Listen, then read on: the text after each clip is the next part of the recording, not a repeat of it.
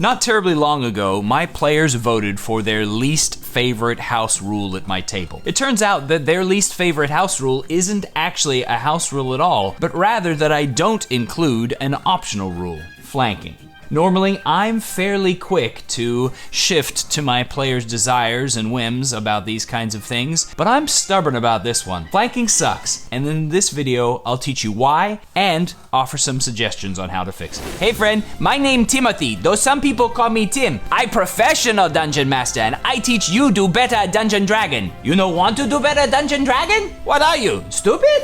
Flanking in 5th edition, though it is an optional rule, is a rule that is so widely used that it's almost assumed that it's going to be in place at any given table. Essentially, the rule is that if you're on opposite sides of an opponent in melee combat, you get advantage on your attack rolls. Naturally, the goal of flanking as a house rule is to improve the tactical standpoint of melee combat, to give a little boost to the melee warriors who certainly need it, and to provide tactical flair to the combat grid game. Over the years and editions, it's actually managed to accomplish this function, but in 5th edition, it accomplishes it worse than ever before. Here's a couple of reasons why flanking causes trouble in 5th edition. First and foremost, flanking involves no resource cost. While there are a number of spells, abilities, and options that utilize small resources to give advantage to people on their attack rolls, flanking has no particular cost involved in it. If you count 5 feet of movement in order to adjust your positioning around a medium opponent as a cost, well, then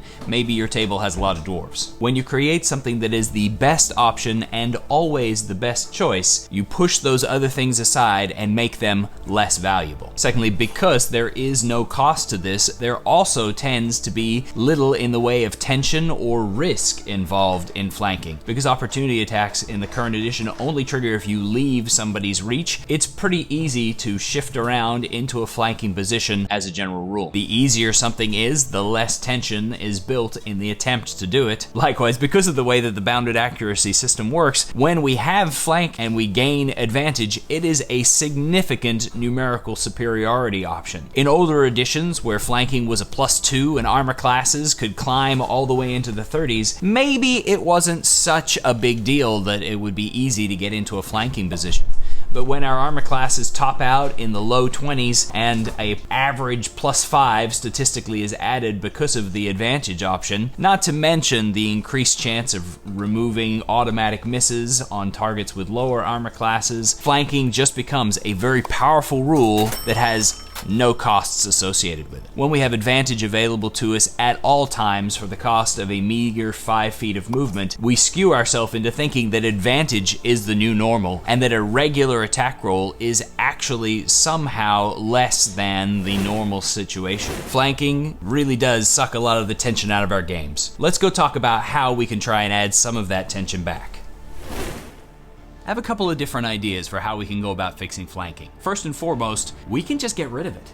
It is an optional rule and is not something that has to exist at our tables. Since removing flanking from my 7 tables, I have played 183 games as of the recording of this video. Removing flanking has had the single largest impact on player and character choices of any house rule in my games. And it's not even really a house rule. For instance, have you ever seen a wolf totem barbarian in play providing advantage to his allies by being enraged nearby? I have. Removing flanking from the game is good for the game because it encourages the use of all those other options. It puts the emphasis back on teamwork and tactics and takes it away from the simple button press of I move 5 feet. From a DMing side of things, it makes creatures with pack tactics far more dangerous than they were before, and players respect the pack of wolves a lot more than they used to. Similarly, it encourages the DM to use more interesting tactics and spells rather than simply relying on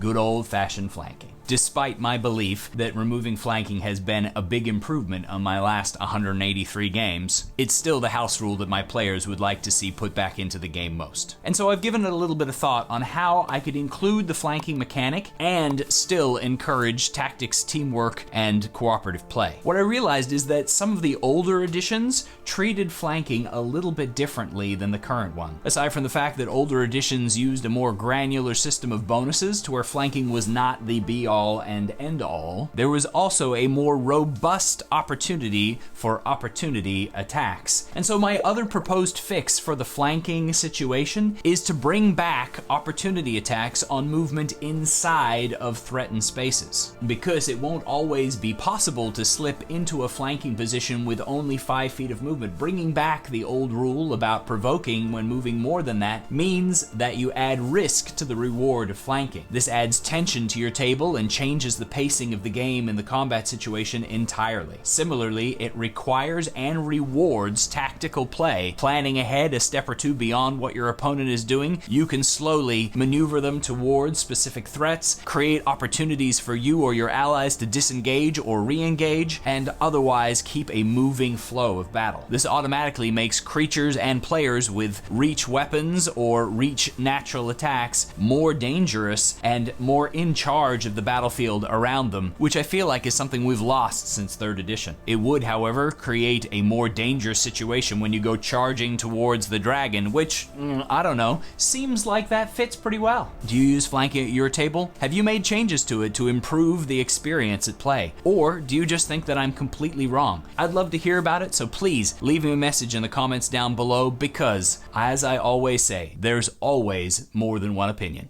Just ask my wife.